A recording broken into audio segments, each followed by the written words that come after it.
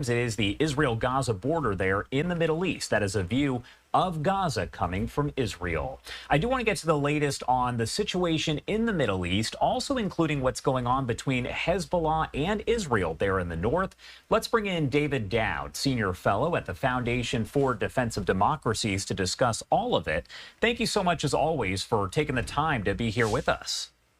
Thank you so much for having me. All right, so first off, I want to talk about a Times of Israel report saying that it appears Hezbollah has, quote, advanced Iranian anti-aircraft missiles. What exactly does that mean, and what would be the significance of that? Look, I mean, Hezbollah has, since its inception, been trying to advance its capabilities against Israel's conventionally superior military. We've seen these types of advances and the types of weapons they're bringing into the battlefield currently. Israel's main edge over Hezbollah from the outset of the conflict has always been its air force. This is something that Hezbollah neither has the means, the capabilities, nor the doctrine to match. But what they can do, at the very least, is to try to get weapons that can complicate Israel's as of now, unfettered air superiority over Lebanon. That's probably what we're seeing some of right now. An attempt, perhaps not to be able to down, say, the F-15s or F-35s that are operating over Lebanon, but to make that job of targeting more complicated, to give those Israeli pilots something else to think about beyond just the targets that they're attempting to strike. Will they be able to match the F-35s? From what I've seen on the reports of those missiles, they don't seem to be at the level of sophistication to bring down Israel's jets, which have also been equipped for decades with their own electronic warfare defense systems. So I don't necessarily view this as an overwhelming or a kind of a game-changing threat to Israel's unchallenged air superiority over Lebanon, but it is a complication. We did get a report from the IDF on Friday saying that about 75 rockets had been fired by Hezbollah into northern Israel. Most of them, of course, intercepted there by the Iron Dome. I believe 2 injuries reported there. Does it appear that the attacks are overall intensifying, or have they always been this intense over the past several months? Look, there have been punctuations of intensification, I guess is the best way to put it, over the past 7 months. They seem to coincide with a colleague of mine and I are tracking the deepening of the Israeli involvement in Gaza, and coupled with any tensions between the United States and Israel. These two factors, whenever they operate, seem to give Hezbollah room to think it has more leeway to operate against the Israelis. There have also been, kind of within the rules of the game of the current conflict, there have been perhaps not actions by one side or another that have crossed the ongoing red lines, but have hit right up to them, demanding kind of a more intense response from one side or the other. So we've seen over the past 7 months, Hezbollah has fired barrages of maybe 60-something rockets at a time. What we've seen, however, over the past 10 days is an intensification, not just of the number of rockets, but of the frequency of these attacks. We saw one attack that for the first time went 35 kilometers deep into Israel, that hit the Golani Junction, a military installation was damaged there. We've also seen the introduction of new weapons by Hezbollah. Typically, this happens when they feel a little bit more emboldened. There has been a noticeable intensification. One thing we've also seen over the past 10 or so days is that Hezbollah has been trying to strike to kill. Not that they've minded killing Israelis over the past 7 months, but the frequency with which Israelis have been killed or wounded over the past 10 days. We've had, I think, off the top of my head, 4 or 5 Israelis have been killed in the past 10 days, and many more wounded. This is kind of, when we think of the total, it's just over 20 in 7 months, right? So a big chunk of these Israelis that have been killed in the past week. This suggests an intensification by Hezbollah, a deliberate one.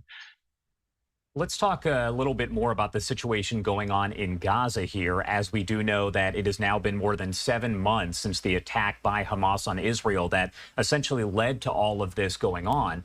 I do want to ask you, because National Security Advisor for the U.S., Jake Sullivan, is going to be there in Israel tomorrow to speak with high-ranking Israeli officials. Do you think that's yet another time that the U.S. is trying to push forward and say, look, this full-scale Rafah operation should not happen? Or or is there another purpose for the trip? From the reports that we've seen, Jake Sullivan's going to Israel for the specific purpose of pushing the Israelis against a large-scale operation in Rafah.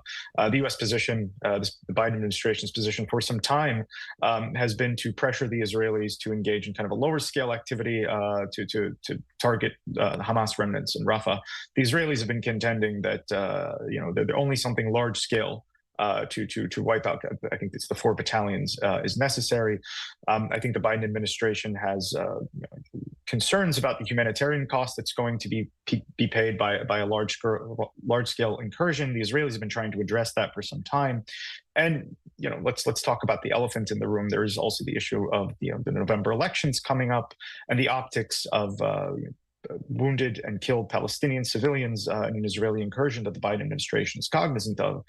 So I think there is going to be more pressure on Israel to not engage in a wide-scale operation in Rafah. Continuation of the pressure we've seen over the past 10 days between statements and actions, such as limiting, delivery of weapons shipments to the Israelis. So this seems to be, as you said, a continuation of that.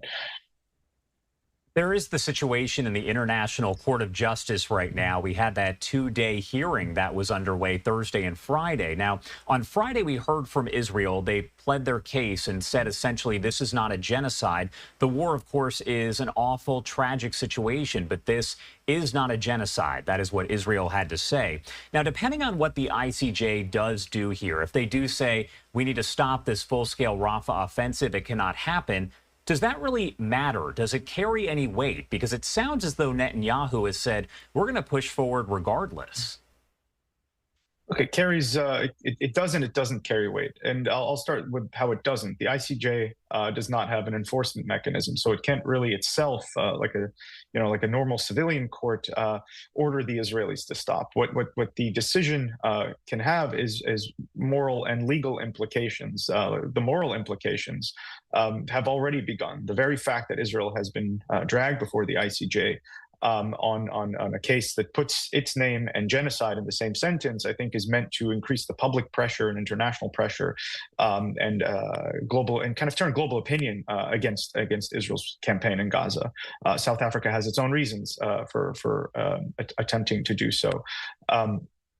Beyond that, there could be legal implications if the court issues the Israelis with an order to not enter Rafah and the Israelis decide to violate it. This could give, again, not just room for increased international pressure on Israel to stop the war, but room for countries to independently impose sanctions or other punitive measures against Israel in an attempt to enforce. Alleged attempt to enforce the ICJ decision. But in and of itself, this is mostly a kind of a symbolic gesture. I think that's how it was meant to be by South Africa. If you think that the actual question of genocide, whether a genocide is being committed in Gaza, has not even begun to be addressed by the court. This will not even begin to be addressed by the court probably until sometime next year. And the decision will take years. But in the meantime, the perception that was corrected by former ICJ President Joan Donoghue has been that there's a plausible case of genocide ongoing, and I think that was the goal. Meanwhile, she said that's not what the court had decided. It was that the Palestinians themselves have a plausible right to be protected against genocide under the Genocide Convention, and that the court has jurisdiction in South Africa, has the right to bring the case. This is a very complicated technical legal matter that says that Palestinians are essentially one of the groups that qualify to be protected under the Genocide Convention because it names specific types of groups, and that a war of some intensity could prejudice those rights, and the court has the right to hear it. That is not the same as saying Israel's plausibly committing a genocide in Gaza, but again, it has been framed that way, and that framing has had the pressure that we've seen on Israel to halt its campaign in Gaza for some time. My last question for you here. Does it appear that we are any closer to a ceasefire hostage release deal now than we were, let's say, weeks ago, even months ago? I think there has to be an incentive, if I may put it lightly, for Hamas to give up those hostages.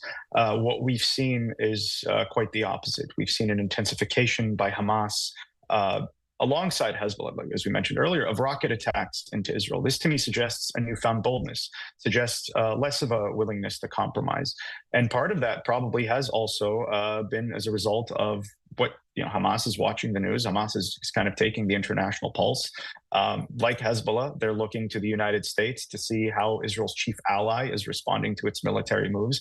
The more they feel that there's daylight between the United States and Israel, the less leeway they feel the Israelis have, the less leverage they feel the Israelis have, and the more leeway they feel they have to stall, to act in bad faith, as we've seen. There's no military pressure. And I think that's a critical point to make, that absent the ongoing military pressure on Hamas that the Israelis have brought to bear so far, Hamas has no reason to come to the table. They can sit there and kind of operate from the high ground, and the Israelis they have no leverage on over Hamas at this point. So I would say, with that in mind, a hostage deal may not be in the books unless Israel is willing to make far-reaching and perhaps dangerous concessions that I don't think they should be willing to make. All right, David Daoud there, Senior Fellow at the Foundation for Defense of Democracies. Anything else you want to add before I let you go?